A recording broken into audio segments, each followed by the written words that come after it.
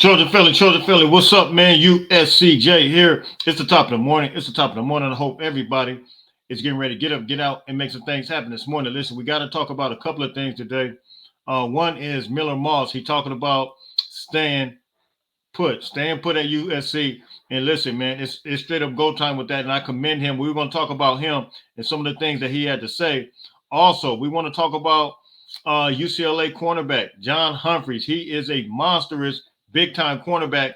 He can possibly come to USC. USC offered him, and I think with him, it's straight up go time. To given the fact that how big he is, so I want to address that. Of course, we want to talk about Tackett Curtis, man. The amount of news right now that the transfer portal is generating right now, it's unprecedented. I mean, we've never. I don't know when the last time we've ever even seen something like this. So we'll address that, and then we're going to talk about real briefly Lincoln Riley. Lincoln Riley addressed the fact that about Malachi Nelson and the fact that he transferred maybe possibly a little early, and kind of was essentially saying we'll let you listen to that, but essentially saying that Malachi wasn't ready. What are your thoughts on that? We'll take a look at that, but I want to talk real quick about John Humphreys, man. This is the guy. He's a big time player. And I think USC can absolutely utilize a guy like this. He stands at 6'5", 6'2", rather, 205 pounds. He's a senior out of Pasadena. And look, man, he enrolled in 2020, so he's been here for a while. But look at his status. Look at his experience. He appeared in 12 games with 11 starts, credited for multiple tackles in 8 games, and a season high of 5 stops at Oregon State and Arizona. Registered tackles in games against Colorado, Arizona State, and USC. He had 2 interceptions on the year, Coastal Carolina and Oregon State. The guy has absolute experience in 2022 as well. He saw action in 13 games as well, with 8 starts at cornerback. So I want to know from you guys, what do you think about this as far as his experience? When you look at him in 2021, he played a lot too. He saw action in 8 games. And so the common theme with him that I'm seeing is straight up consistency all 4 years. And when you look at it, his 2020 year, his first year, he saw action in 6 games. He was used as a reserve player, but he saw action in 6 games. So I want to know what you guys think about him as far as one of the best cornerbacks in the Pac-12. I think he is. He's very rangy. He's big. You see the highlights right here that we put up here in the beginning, man. This guy's absolutely a ball hawk. Just look at him here as he just goes after this thing, man. I think USC can absolutely utilize the fact that Damani's gone now. USC can absolutely get a guy like this and be a plug-in player, man. So you guys hit me in the comments. You guys tell me what you think. I think things are really going to come together, and things are coming together. And I think what's happening now, man, is when you look at this staff and when you look at USC football right now, this coaching staff that's coming here, they're not coming to necessarily be friends. They're here to build relationships, but they're here to coach you up. They're here to teach you right. And they want to get you technically right as far as your technique is concerned. And if you're not doing that, hey, individuals might be lost in the sauce, but I think these are some good coaches. We read the resume from each and every coach, and I'm telling you, man, Doug Belt, I think he's awesome. I think Coach Lynn, DeAnton Lynn is awesome, and then Matt Ince. You got 3 monsters right there that are really going to coach you up, man. And so, look, man, you guys hit me in the comments. You guys tell me what you think about a guy like this. Now, I want to kind of address some things that Miller Moss said yesterday. And I'm very, very excited about Miller Moss. And I want to take my hat off and I want to salute Miller Moss. Simple fact that Miller Moss was asked about possibly leaving with the transfer portal. What is his thoughts? He even kind of addressed Malachi, but he it was indirect. He didn't just come at him, but he said he really don't. That's not his forte. He doesn't throw any shade at anybody as far as leaving. But this is what he had to say, though. He said, I think for me, anything that's worthwhile that you're going to have to get is difficult to get. He says it has to be earned, Moss said. This was in an interview at the practice yesterday. It has to be earned. He says, and if you turn and run or whatever it is, the first sign of adversity, you will never get to grow as a football player. He says when you turn for the first time with adversity, you will never grow as a football player. So I think his approach, I think his way of viewing things is incredible. And me, I'm not being selfish because I know that he's a good quarterback and you want a good backup. I think he's coming in with the mindset of competing. He understands that Will Howard is possibly coming in, but he's still saying the same thing as far as, look, I want to stay here. This is where I want to be. I mean, I want to compete. I don't want to necessarily leave. I'm not going to run from adversity.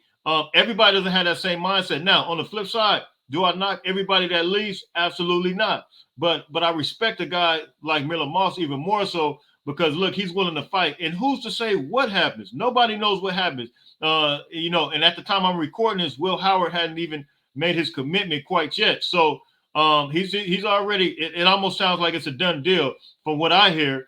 But he hasn't made his commitment yet. So you guys can hit me in the comments on that. You guys can tell me what you think. But Miller Moss, he's saying that he's staying. He's saying that he's staying and come back in the spring and he's going to compete. He's not running from adversity. You guys can hit me on that. On the flip side, I do want to talk about real quickly with Lincoln Riley, some of the comments that he said in reference to Malachi leaving. I think that was very telling. And he almost sounded like Malachi wasn't necessarily ready to leave. That was one of the things that really kind of shocked me. But listen to what Lincoln Riley had to say in reference to Malachi. Who's doing that, or we can put our energy into the guys that are out here working and competing and getting ready to go play in this game, and that's and to our future recruits, and that's kind of that's been our message. So and that's been our kind of message, not just to the team but to ourselves as well. And so yeah, you'd love every guy to come through and be able to see it through, but that's just not the reality right now. Quarterback depth. I mean, Miller start the game, and then Jake will be the number two. So you heard that. Let me Yeah, say it one more time because I kind well, of had it low in the that part's beginning. difficult, because the old school in all of us has all the great memories of the guys that we coached that maybe weren't ready in the beginning, and they progressed and got better, and you got to see the end of that. And so yeah, it's part of it now. You know what I mean? It's just part of the world of college football at this current time. And I think for me and our coaches, the one thing we've talked about with our players is putting our energy into the people that are here. It's easy to get wrapped up in all of that, right? Who's entering the portal, who's doing this, who's doing that. The reality is every college football program in the country is dealing with it, and we can either put all our attention into who's doing this, who's doing that, or we can put our energy into the guys that are out here working and competing and getting ready to go play in this game, and that's and to our future recruits, and that's kind of that's been our message. So and that's been our kind of message, not just to the team but to ourselves. So that's Lincoln Riley, and coincidentally with that, of course, you guys know. I mean, it was all over the news last night, yesterday, and Tackett Curtis, he's hit the portal. I mean, you guys hit me in the comments. You guys tell me what you think. Um, what would be the reason why you think these guys have hit the portal? Of course, you guys know that we've had a couple of linebackers come in, but I'm gonna just read you guys a couple of things real quick in reference to the guys that USC's brought in. This is the month of December. USC, I think we need to be commended a little bit more. And by the way, let me say this first before I get into that. I truly wish Tackett Curtis the best. I love Tackett. I was very high on him. Louisiana player, Gator. Yeah, he was Louisiana Player of the Year, and just an absolute baller. And yes, he has some work that needed to be done as far as just learning that position. You guys know he played safety while he was at school in Louisiana, but he had to transition to that. So he was learning the process, learning how to play the position. And I think now that we got coaches, I think you could, with his potential, with his upside, I think we got coaches now that can absolutely just really, really show him exactly how to do it. However, I did hear that he was pretty close with, I think, Alex Grinch. And so that may be a reason, that may be a factor, or maybe some of these linebackers that we got coming in. Because if you look at the month of December, what took place, it was unbelievable, man. Look at the guys that USC brought in. First though, you got to talk about the coaches. Deanton Lynn, we brought Deanton Lynn in. And then we brought the North Dakota State, Matt Inch. We brought him in. And then USC brought in big time guy, Vandy D. Lyman, Nate Clifton. what they're doing on the line is absolutely phenomenal right now. We talked about we wanted the beef. We talked about we wanted the line. USC absolutely have it. And then we brought in Oregon State transfer safety Akili Arnold. So, USC's absolutely, they're targeting guys that's going to come in and make immediate impact. And I think everybody knows that. And then we brought in edge rusher Lorenzo Cowan from the Atlanta, Georgia area. And then we brought in D lineman Jade Abusari, big old guy from the state of Minnesota who was committed to Minnesota.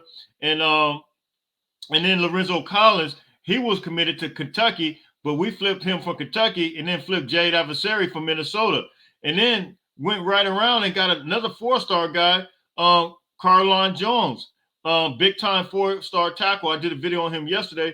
USC got him as well. And then we had the Houston DC, who is highly sought after. Everybody, a lot of people wanted him. I think Georgia wanted him, especially after their guy left Fran Brown and went to Syracuse to become the head coach. They were after him, but then we got him as the DB coach. So what USC is absolutely, what they're doing right now is phenomenal. And of course, you guys know we talked about the Will Howard thing. It sounds like that's a done deal. It sounds like the Mississippi State running back, Jaquavius Marks. It sounds like it's done with him as well. So there's some good things coming, and I'm hearing some other commitments coming.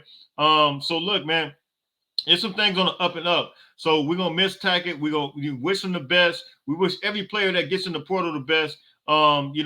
It's no shade over here. I never do that. I'm not even gonna say that they don't want to compete. Look, it's their choice.